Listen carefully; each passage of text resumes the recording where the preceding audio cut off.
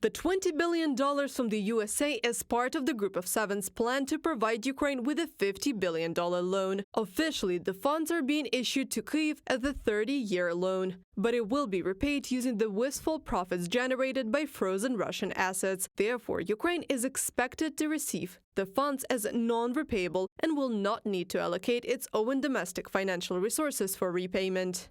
The $50 billion collectively being provided by the G7 through this initiative will help ensure Ukraine has the resources it needs to sustain emergency services, hospitals, and other foundations of its brave resistance. We are sending an unmistakable message of resolve by making Russia increasingly bear the costs of its illegal war instead of taxpayers in our coalition. Janet Yellen, U.S. Secretary of the Treasury, from a publication on the department's website.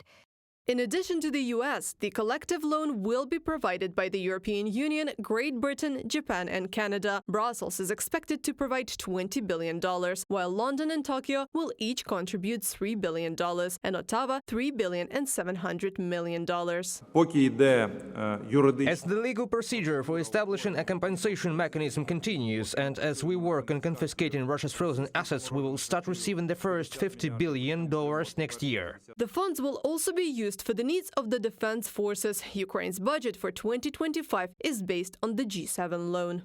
The peculiarity of the program is that part of these funds from the EU and the UK can be used directly for defense needs. These, combined with domestic resources, including those received from the recently adopted changes to the tax code, will strengthen military capabilities and meet all critical needs of the defense forces. From the publication on the website of the Ministry of Finance of Ukraine. At the same time, Kyiv continues to insist that the transfer of the profits from the frozen Russian funds should be only the first step in their utilization. The next one is their complete withdrawal and transfer to Ukraine. Kyiv welcomes these decisions but insists on the complete confiscation of all Russian sovereign assets in favor of Ukraine. In total, more than $270 billion in sovereign Russian assets have been frozen in Western countries. As of November of this year, Ukraine's total losses from Russian aggression reached $800 billion.